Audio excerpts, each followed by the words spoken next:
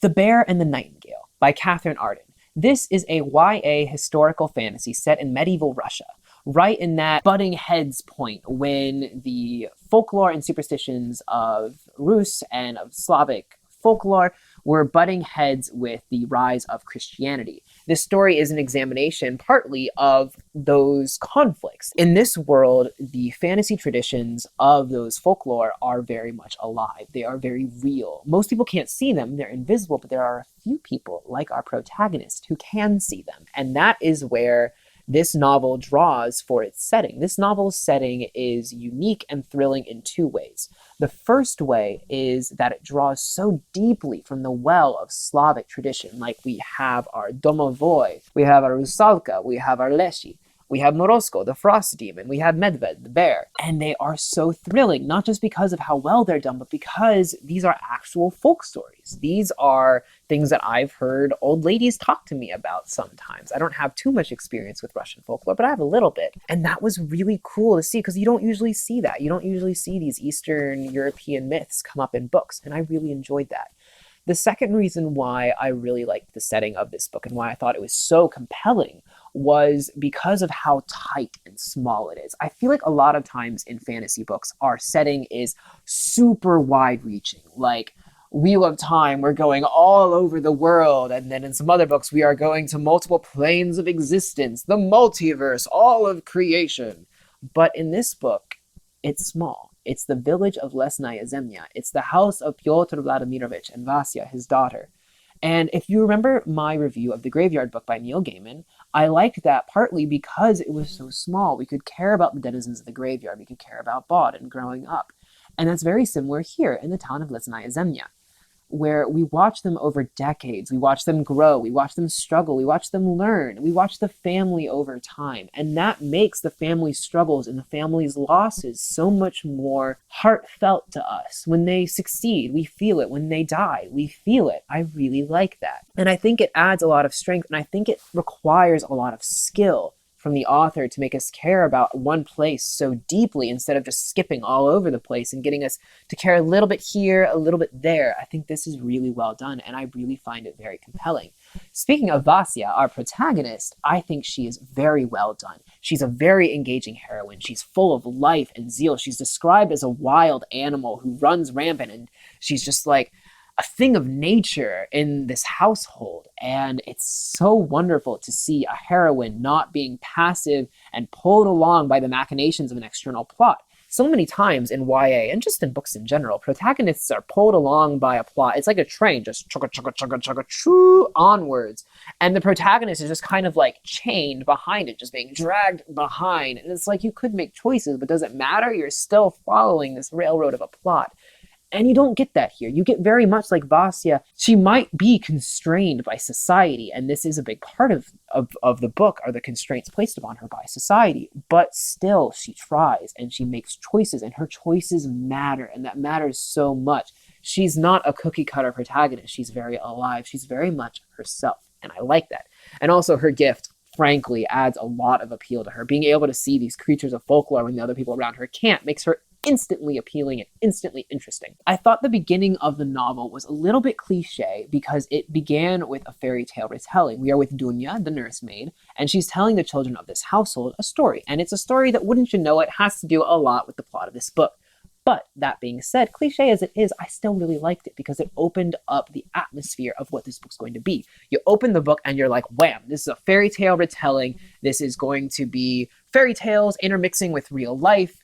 And it's going to be a little bit dark, and it's going to be a little bit scary, but it's also going to be full of life and wonder and hope.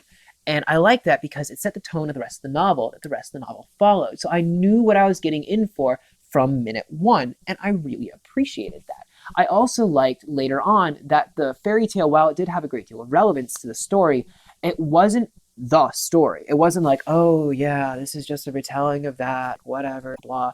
Like, no, it mattered, but it wasn't the whole thing. It wasn't even most of the thing. I thought that the supernatural elements of the book were really well done. They were really interesting.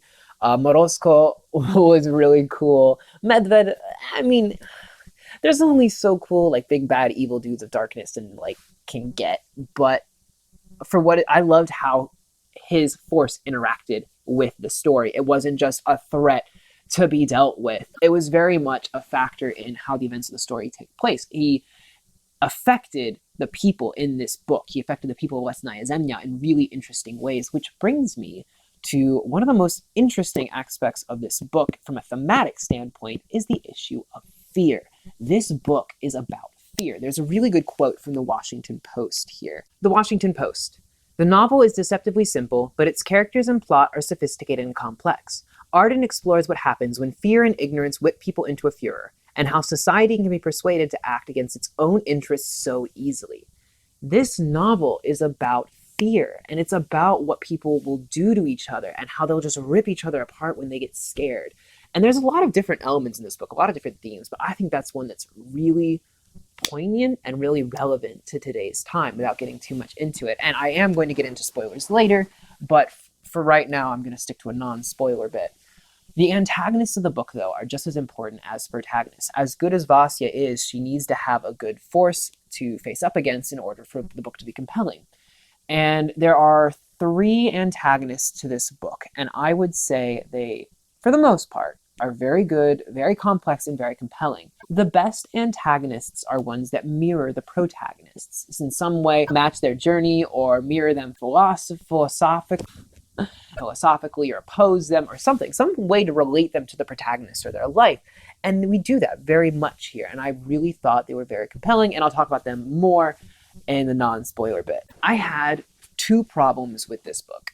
The first is possibly my own fault, like my own stupidity or a marketing error or something, but the cover of the book that I read said a novel, and I thought that meant a singular novel. It is not. It is book 1 of 3 of the Winter Night trilogy. I'm actually scheduled to read book 2, The Girl in the Tower, later this month. But when I went and I read it, I went in thinking it was a single novel, and there was nothing in the book that convinced me otherwise. Usually you can feel it in a series when there's a book 2, because there's so many threads that need to be resolved. There's so many questions that need to be answered. You feel compelled to continue reading, like in The Poppy War, The Rage of Dragons, or Harry Potter, or something. You know when there's a sequel.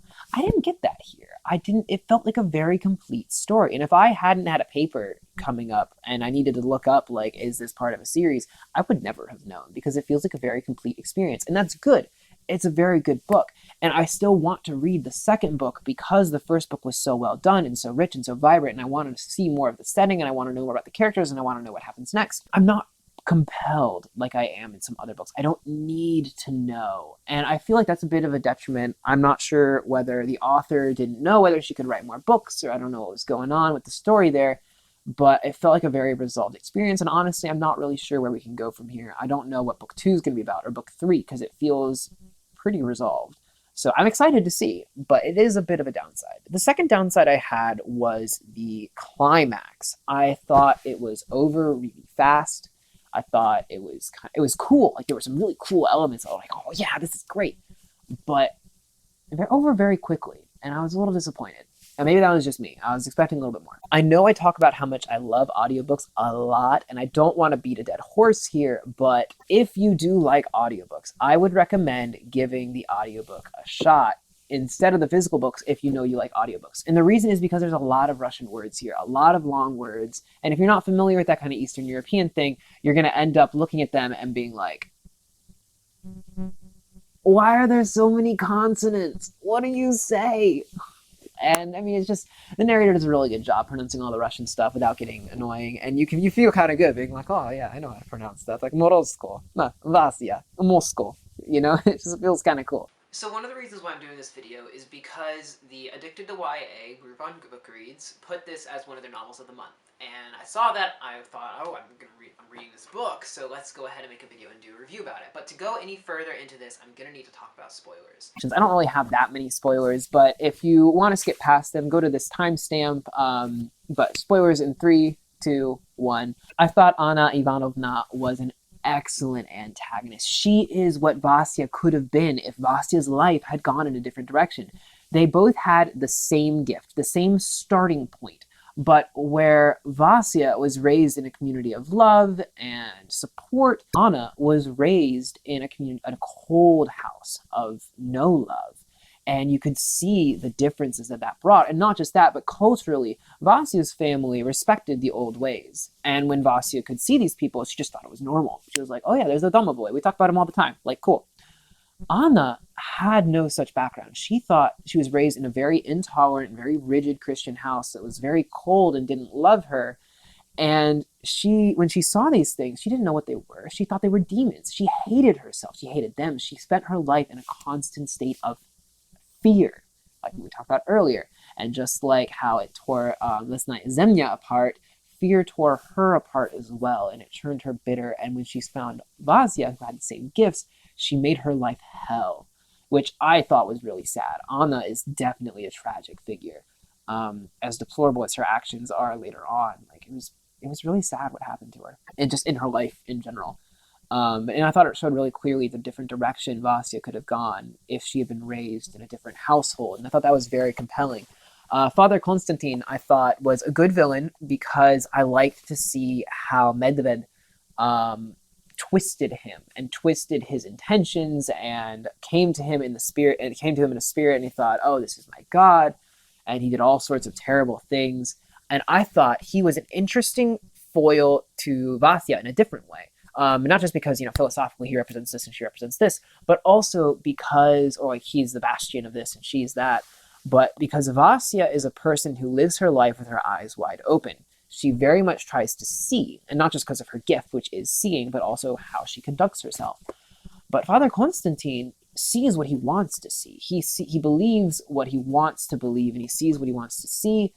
And he closes his eyes a lot to the suffering around him and to the reality of the world around him. And he's very tunnel visioned in, and he's got blinders on. And I thought they were an interesting foil for each other in that. I thought that was really compelling. Medved, I liked him from a mythological standpoint. I liked him from his effects on the supernatural creatures and from the town and how he twisted Father Constantine. But I thought, you can only get so cool as a big bad evil dude of darkness who just wants to kill everybody. It can only get so good. But for what he was, I really liked him. And I liked his conflict with Morozko. I thought Morozko's relationship with Vasia was really cool. It was really sweet. I liked the bit with his cabin, which is and isn't a glade. I thought that was really nice. It kind of shows the layers of reality. I thought that was cool. There's a lot about this book that I really liked. I thought it was a very rich telling, full of Russian folklore and people that I could come to care about as time went on. I thought that the heroine was really cool. I thought most of the characters in here were really good. Very compelling book. Who would like this book? If you like anything that I've been talking about, if you like history, fantasy, if you like fairy tales, interweaving with modern life, or if you just want to read about the clash between Christianity and these folklore, and then how they can butt heads and cause friction, I think that you would like this book. This is a really good book.